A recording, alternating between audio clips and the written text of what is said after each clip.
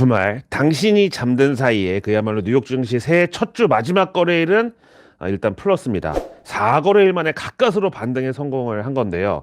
일단 올해 첫 고용지표가 공개가 됐는데 지난주 내일 뉴스에서 이거 너무 잘 나오면 오히려 큰일 난다고, 연준 금리 인하 스케줄이 백스텝 밟는다고. 그 대신 지난 12월 당시 그 우리 산타랠리처럼 미국도 이제 소비철이 일찌감치 11월부터 이제 불이 붙기 시작했으니까 정작 12월하고 크리스마스에는 좀 시들해졌던 터라 고용도 기대치가 높지 않았다고 전해드렸는데, 근데 웬걸? 12월 비농업 고용이 예상치 17만 5천 건을 훌쩍 뛰어넘은 거의 서프라이즈 수준으로 나온 거예요. 동시에 비농업 고용이 앞에 이자가 붙으면서 21만 6천 건이 돼버리니까 일자가 이자로 된 이런 어떤 전시 효과 면에서 와, 미국 경제는 진짜 연준이 금리 인상 11번을 때렸는데 작년 1월부터 작년 12월 끝에까지 정말 전혀 고용에서만큼은 타격이 없이 너무나 잘 버텼습니다. 이런 이제 평가가 월가에서도 내려졌죠. 그럼 이제 연준 금리 인하도 뒤로 밀릴 수밖에 없는 거죠. 이번에 고용지표가 망했으면 이제 또 바이든이 튀어나와가지고 올해 대선도 있는데 빨리 연준 금리 인하 앞당겨가지고 돈 풀고 증시도 올리고 부동산도 올리고 전기차 판매 대수도 늘리고 막 다 늘리라고 압력을 넣었을 텐데, 고용지표가 거의 역대 12월 결과치고는 진짜 입지전적으로 나와버린 거예요. 거기다 실업률도 이번에 3.8% 예상했는데 결과가 3.7% 나와가지고 그 전달 그 11월 한창 추수감사절하고 블랙프라이데이 쇼핑 그 대목철이랑 같은 수준을 기록했어요. 거기다가 그럼 이제 또 시간당 임금 상승률이 어떤가 봤더니 이거는 0.4% 나와가지고 전달 0.3%보다 올라갔으니까 이거는 아직 인플레이션 압력이 완전히 잡히지 않을 수 있다. 그래서 연준이 지금 금리 인하를 섣불리 꺼내들 때가 아니다, 이렇게 이제 해석이 된 거죠. 그래서 이 결과에 대해서 그 토마스 바킨 리치모드 연은 총재 있잖아요. 바로 전날 연준이 이제 금리 인상이 완전 끝난 게 아니라 금리 인하, 금리 인상 둘 다 테이블 위에 놓여진 카드다, 이렇게 입 털었던 그 토마스 바킨은 이번 고용지표를 보고 또 이거 봐라, 지금 왜 모든 사람이 연준 금리 인하에만 꽂혀가지고 이지랄이냐, 금리 인상도 여전히 유효하다, 이렇게 또 나왔습니다. 근데 이번 고용지표는 사실 어떤 바이든의 입김이라고 하니까 너무 더러운데 손길이 좀 들어있었던 게, 보통 미국 11월, 12월 고용은 이제 연말 연시 그 쇼핑 시즌 맞이해가지고 유통 소비, 그리고 레저 앤 호스피탈리티, 우리말로 이제 뭐 호텔 레저 업종, 이제 이런 쪽 고용 증가가 대부분을 커버하는데, 이번에는 정부 공공 일자리가 5만 2천 건으로 나와가지고 레저 앤 호스피탈리티 4만 건보다 정작 많았고요. 다음 또 헬스케어와 사회복지가 5만 8,900건 고용 증가를 기록하면서 이거 사실 비농업 고용 예상치 절반 정도가 공공 부문에서 이제 서포트가 된 거예요. 그럼 이제 올해 11월 5일이 미국 대선인데 그 전까지 바이든이 정부 공공 일자리나 사회복지 이쪽 일자리를 과연 줄이겠습니까? 늘리면 늘렸지? 그럼 이제 연준 입장에서는 금리 인하를 해주려고 해도 고용이 이렇게 너무 좋으면은 더 시간을 끌든가 아니면은 신중해질 수밖에 없는 거죠. 여기에 대해서 블룸버그 통신은 미국 지난 12월 평균 기온이 예년보다 높았어가지고 이런 따뜻한 겨울 날씨가 고용을 일시 부양시켰다고 분석을 했고, 그다음에 BMO 캐피탈 측은 누가 뭐래도 그 이제 추세로 봤을 때 미국 고용은 식고 있다, 서서히 온도가 떨어지고 있다. 아니 근데 실업률 보면은 완전 고용 기준선인 4% 밑에 아직도 위치해 있는데, 하여튼 그 실업률도 올해는 4%대로 다시 복귀를 할 것이라고. 그럼에도 임금 인상률만큼은 쉽게 꺾이지가 않고 있어서 연준 금리 인하 시기가 이걸로 인해서 지연될 수 있다고 분석을 했어요. 그리고 이날 고용지표랑 같이 나온 ISM 서비스업 지수는 50.6으로 그 경기 확장 국면 기준선인 50 위에 턱걸이를 하긴 했지만 연중 최저치까지 떨어졌고, 이 중에 고용 항목이 무려 43.3으로 추락해가지고 이게 2020년 7월 이후 최저 수준이었다고 합니다. 거기다가 선행성을 갖는 신규 주문도 전달 55.5에서 이번에 52.8로 한 달 만에 3%포인트가 넘게 하락한 거는 이례적이었다는 평가인데요. 그러니까 이거 보세요. 미국 12월 소비철 경기를 가장 현실적으로 드러내는 이 ISM 서비스업 지수는 미국 정부 고용이 포함이 안 돼 있으니까 이것만 봐서는 연준이 또 경기 침체를 방어하기 위해서라도 금리 인하에 나서야 된다는 게 맞는데, 이제 바이든 정부의 고용 지원 노력이 오히려 연준 금리 인하를 뒤로 밀어내고 있는 좀 이런 복잡한 상황이란 말이에요.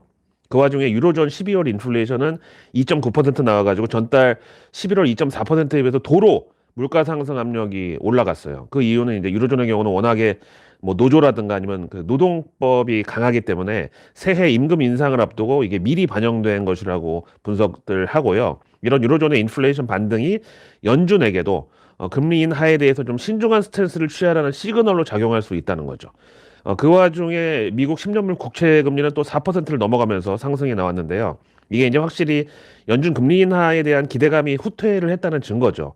그래서 이제 페드와치 보면은 이제 당장 3월 FOMC 금리 인하 가능성은 50%대로 정말 작년 연말에 그 기세등등하던 90%대에서 지금 완전히 반토막 직전이고 대신 3월에는 연준이 금리 인하 대신 관망세를 한 번 더 유지하면서 현행 5.5% 금리를 동결할 가능성이 지금 40%까지 치고 올라왔어요. 이거는 지난 연말 뭐 그래봤자 지난주인데 그때만 해도 거의 10%대였던 게 지금 40%대로 완전히 그냥 수직 상승한 거죠. 이게 다 미국 고용지표의 그런 영향이었는데요. 실제로 미국 개장 1시간 전에 고용지표가 이제 먼저 발표됐는데 그때 나스닥 선물이 완전히 그냥 폭포수처럼 그 꼬라박다가 그나마 야 그래도 새해 첫 증시 주간에 어떻게 4거래일 연속 하락 마감을 할 수가 있냐. 3일 내리 뺐으니까 하루 정도는 반등도 우리가 좀 허락하자 이렇게 해가지고 결국 막판에 정말 턱걸이식으로 나스닥을 비롯한 뉴욕 증시 3대 지수 모두 플러스권에서 체면 유지를 하고 정말 새해 첫 주간을 억지 해피엔딩으로 마무리를 한 겁니다. 근데 참 안타깝게도 주말 미국 증시에서 반등에 소외된 종목이 바로 테슬라. 이 테슬라는 지금 3년 전 주가로 회귀를 하면서 완전히 바닥을 기고 있는데요. 주말에는 이제 중국에서 160만 대 그 리콜 이슈가 터지면서 또 반등에 실패를 하고 결국 0.2% 추가 하락 마감입니다. 정말 중국이 이제는 그 뭐 반도체까지는 아직까지 완전히 홀로서기를 하기에는 좀 기술력이 딸리지만 IT 중에서 지난 그 애플 아이폰 사용 금지령을 시작으로 해가지고 가전 그리고 또 이번에 보니까 전기차까지도 완전히 이쪽은 내수 시장을 순혈주의로 만들겠다는 의지가 강력한 것 같습니다. 근데 이게 참 또 조삼모사 같은 생각인 게 어차피 전기차도 니네들이 아무리 뭐 배터리 좋고 어쩌고 해봤자 우리 K 반도체가 없으면 중국 왕서방아 니네 전기차 못 만들어. 중국 자체 반도체 기술로 뭐 화웨이 스마트폰 정도는 가능할지 모르겠지만 전기차나 전체 가전 같은 거는 아직까지 니네 자급자족 불가하잖아.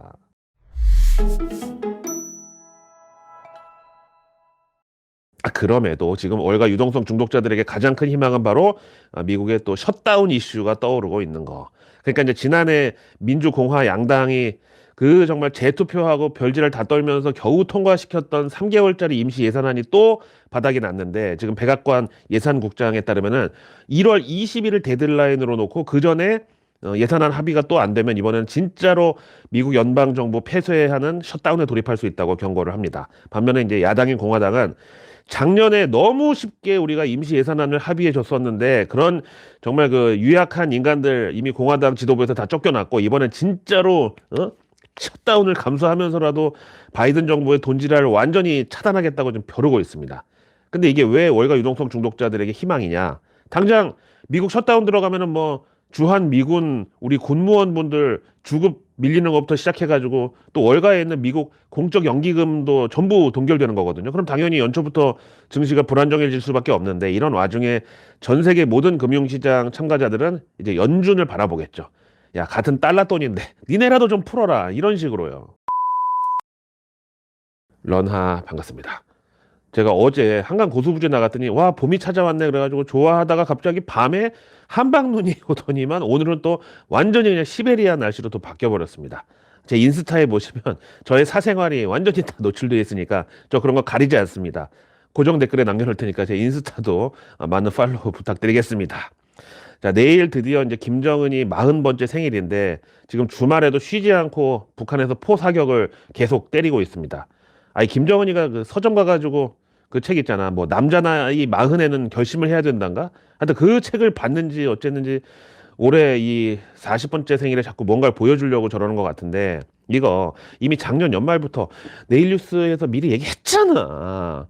하여간 이거 말고도 새로운 한 줄은 정말 이벤트 드리븐이라고 하는 그 정말 이슈들이 시장을 막 멱살 잡고 흔드는 이런 이제 기간이 될 예정이니까 우리가 예습하는 차원에서라도 내일 뉴스 미리 보기가 더 중요한 존재감을 갖겠습니다. 일단 월요일 1월 8일 김정은 생일을 시작으로 우리 K증시에서는 이제 LG전자 잠정 실적하고 다음날 삼성전자 잠정 실적이 또 대기를 하고 있어요. 그리고 이제 미국도 4분기 어닝 시즌이 본격 개막을 하는데 첫 주에는 이제 금융주들이 실적 발표에 테이프를 끊고 그 다음에 이제 주말이 되면 대만 총통 선거가 또 잡혀 있죠. 뭐 그건 이제 이번 주 적당한 때 한 방에 정리를 좀 해드리면 되겠고요. 다음 우리 K 증시를 보면 일단 정부, 정확하게는 과학기술정보통신부가 2024년 R&D, 우리말로 연구개발사업 종합시행계획을 발표했는데 총 5조 8,500억 원 규모입니다. 여기 이제 핵심을 보면은 디지털 혁신 가속화라는 게 있는데, 여기 들어가는 분야가 인공지능, AI 반도체, 5G, 6G, 다음 양자기술, 메타버스, 그리고 첨단 모빌리티, 마지막으로 사이버 보안까지. 그리고 올해도 역시 기후위기 대응이라는 이런 글로벌 대명제를 따라가야 되기 때문에 수소하고 CCU, 이거 이제 탄소 포집이죠. 그리고 다음 재생에너지 분야에서 에너지 연료 전지, 요거는 폐배터리 재활용부터 뭐 바이오 연료까지 아우르는 친환경 에너지 기술입니다. 그 와중에 이제 지난주에 그 2024년 스타트부터 중국 증시, 홍콩 증시는 우리보다 훨씬 더 걱정되는 그런 수준이었는데, 그 중에서 우리 금융권에서 판매했던 홍콩 H지수 연계 ELS는 이제 슬슬 만기가 도래하기 시작을 했습니다. 근데 보시다시피 당장 이번 1월에만 8천억 스타트로 해가지고 4월 달이 정점인데 이때 2조 6천억. 와, 이 홍콩 H지수 연계 ELS가 가입자 수 10만 명이 넘는데 이번에 거의 다 낙인으로 그 평균 손실의 50%를 달할 것으로 추산되고 있습니다. 정부에서는 이제 요것도 올해 4월 총선 전에 배상안을 마련한다는 게 이제 다행이라면 다행이고, 하여간 이 홍콩발 ELS하고 태영건설발 건설사 PF라는 지뢰를 연초부터 만나가지고 요거 처리 잘못하면은 진짜 발목까지 날아가고 1년 내내 큰일 날 수도 있습니다. 그 와중에 태영건설 PF 대출을 내준 증권사들도 지금 대부분 1,000억대가 넘고요. 잘못하면은 국내 K 증권업계까지 뭐 위험해질 경우에 만약에 정부에서 또 나서가지고 증권사들이 쓰는 그 자기 매매 레버리지 통제하려고 들 경우 이게 증시에까지 직접 악영향을 미칠 수가 있습니다. 현재 주요 그 대형 증권사들은 800%까지 레버리지를 쓰고 최대 1300%까지도 레버리지 동원하는데, 이게 예전에 정부에서 한번 규제 들어가니까 그때 증권사들이 전부 주식 비중 줄인다고 막 주식 내던지면서 대응했던 적이 있었거든요.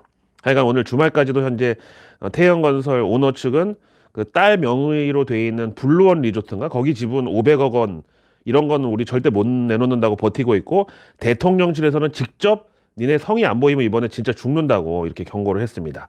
하여간 그 태영 오너 일가는 뭐 대마불사의 논리로 배짱 튕기고 있는 게 언제까지 통할지 이거 좀 보는 사람이 더 불안한데, 여기에 대한 또 정부의 대처도 검사 출신, 검찰총장 출신 윤석열 정부, 그리고 또 역시 검사 출신인 원희룡 국토교통부 장관의 배짱 또 만만치가 않죠. 니네 하나 공중부대 시킨다고 대한민국 경제 큰일 안 난다, 이런 식으로 이제 강경 대응할 방침인데, 그 와중에 태영건설은 어떻게 해서든지 SBS만큼은 지킨다는 입장을 고수하고 있어요. 사실 뭐 그 검찰 캐비넷처럼 이 SBS도 뭐 고위 공직자들, 정치인들, 그리고 기업인들 관련해서 지난 30년간 취재해놓고 보도 안 한 것들이 얼마나 많겠습니까? 그래서 이제 건설사들이 조금만 규모 커지면은 다들 언론사 인수해가지고 계열사로 두려고 그 난리를 치는 건데, 하여간 그럼 이제 정부에서는 태영건설이 SBS를 안 내놓고 거의 반협박식으로 나온다? 그럼 일단 정부에서 할 수 있는 거는 뭐 태영 오너일가 세무조사 때리고 그다음 SBS 방송 인허가를 취소시킨다고 또 압박을 할 수가 있겠죠. 사실 이번 방통위원장도 또 검사 출신인데 SBS의 경우는 민영 방송사 하다 보니까 이제 주기적으로 여기 방송 허가를 갱신 받아야 되는 상황에서 이게 공교롭게도 작년 12월 18일까지로 SBS 방송 허가가 이미 만료가 됐어요. 근데 이제 최근에 방통위원장도 공석이고 하여간 그랬어 가지고 여기 재허가도 지금 미뤄진 거라는데, 만약에 방통위에서 TY홀딩스 재무구조 문제 삼아 가지고 SBS 재허가 보류 내지는 연장 불가 입장으로 압박하면은 뭐, 야, 이거야말로 황금알을 낳는 거위에 배를 가르는 것도 아니고 아예 그냥 황금알까지 발로 밟아서 깨뜨려 버리는 그런 건데, 종편 하나도 아니고 지상파 방송사 하나를 이거 잡아뜨리면은 진짜 SBS가 모래시계로 시작해가지고 지금 30년 넘게 자리 잡느라고 얼마나 많은 정말 국가적 지원과 자금과 그 민간 우리 시청자들의 공로가 있었는데 그거를 이번에 어떻게 하려나. 근데 이거는 기싸움만으로 해결될 거는 아닌 게 지난 미국 서브프라임 사태도 그 리만 브라더스를 결국 파산하도록 그 방치하는 바람에 이게 미국 전체 금융권까지 완전 나락으로 끌고 들어가 버렸던 건데 문제는 우리 대한민국 경제에서 태형건설이 가지는 파급력이 사실 미국 리만 브라더스보다 더 클 수가 있다고 봐요. 왜냐하면은 그 PF 폭탄이 하청업체들까지 완전히 뇌관으로 엮여 있는 것 때문이기도 하지만 사실은 그놈의 SBS. 이번에 윤석열 정부가 그 언론사들 길들이기에 거의 지금 올인을 하고 있는데 MBC는 지금 뜻대로 안 되죠. 그 다음에 KBS는 거의 그냥 어거지로 친정부편 들게 만들어가는 과정에 있는데 이것도 만만치 않고 그래서 이제 여기서 SBS를 윤정부 친화적 기조로 돌리려면은 일단 그걸로 인해서 4월달 총선에서 좀 유리할 수 있다고 판단을 한다. 그래서 어떻게든지 태형건설 워크아웃을 허용을 해준다. 근데 SBS 입장에서는 그거 수용하고 열심히 윤정부를 빨아줬는데 만약에 4월 총선에서 지면 그럼 TY홀딩스도 그 이후에 성치 못할 수가 있다고 봐요. 그래서 약간 임기가 있는 쪽하고 임기가 없는 쪽이 싸우면 무조건 임기가 없는 쪽이 이긴다는 거야. 4월 총선에서 만약에 국힘이 패배하면은 윤정부도 앞날이 불투명해지겠지만은 이제 임기가 없고 오너가 있는 TY홀딩스는 그 이후에 또 어떻게든지 뭐 살 길을 찾을 수가 있거든요. SBS도 대한민국 지상파 3사 중에 하나고 뭐 정보력 뛰어나고 뭐 운영에 있어서 엄청난 스킬을 갖고 있지만 그럼에도 지난 그 몇 번 대선에서 한쪽으로 밀었다가 빗나가고 헛발질 해가지고 고생한 적도 사실 있었거든요. 근데 그럴 때도 결국은 데미지 거의 없이 계속 승승장구를 했다. 왜? 그만큼 SBS가 뭐 여야 보수 진보 골고루 여러 그 인사들의 정보들을 많이 갖고 있으니까.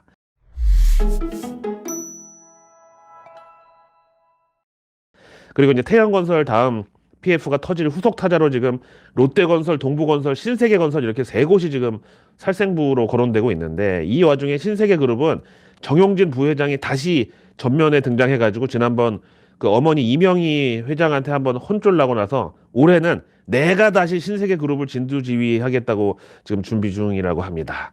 특히 이제 그룹의 컨트롤 타워인 경영전략실을 대대적으로 개편해가지고 전략회의를 정용진 부회장이 직접 주재했다고 알려지는데 이제 그 신세계 내부 소식통에 따르면은 정용진 부회장이 오프라인 본격 경쟁력 회복을 강조하면서 그 온라인에서 쿠팡에 완전히 발려버린 그런 과오를 덮고 대신에 우리 신세계 이마트가 잘하는 오프라인으로 다시 승부를 보겠다는 전략이라고 합니다. 그래서 올해 말에 스타필드 수원점 그리고 2025년에 창원, 2027년 청라 그리고 2030년 광주 이렇게 오프라인 매장을 계속 공격적으로 이제 확대해 나가는 전략이라는데 아니 참 이럴 거면은 그 G마켓 모회사 이베이 코리아는 왜 인수했어? 그것도 3조 4,400억씩이나 화끈하게 정말 통 크게 주고 그것 때문에 이마트가 이자만 분기에 1,000억씩 나가고 있는데 그것도 그 이베이 코리아 그 인수 당시에는 시중금리가 3%대였지만 지금은 8%대니까 당연히 이자 비용도 2.5배 올라가는데 그것도 당시 예상을 못했다는 거 아니에요.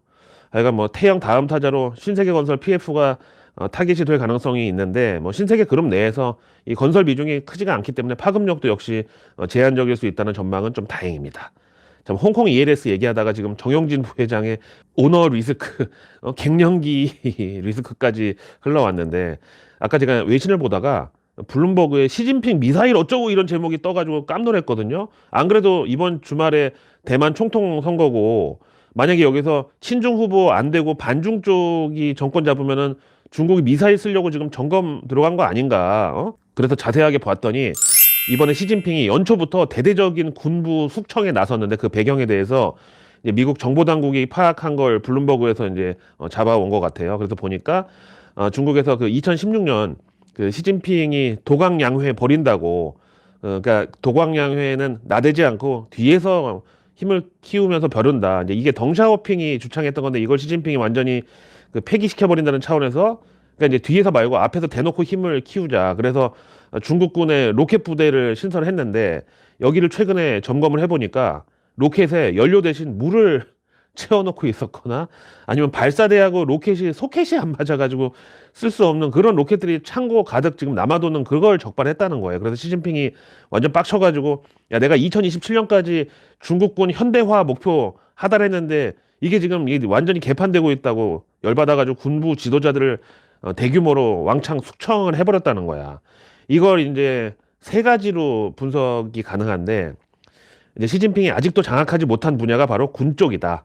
여기서 혹시라도 뭐 쿠데타 같은 게 일어날 가능성이 있다. 요거랑 또 반대로 지금이라도 시진핑이 저렇게 군을 대규모 숙청에 나선 게 아직은 그래도 시진핑이 살아있는 권력이 맞긴 맞다. 마지막 세 번째는 중국이 이제 대만을 치든가 아니면 뭐 남중국해에다 군사력을 동원하든가 하여간 조만간 로켓을 쓸 일이 있으니까 저렇게 점검도 한 게 아니겠냐.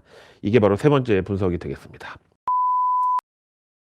그 와중에 미국에서는 또 이 군사 국방 관련해서 골 때리는 소식이 하나 전해졌는데요.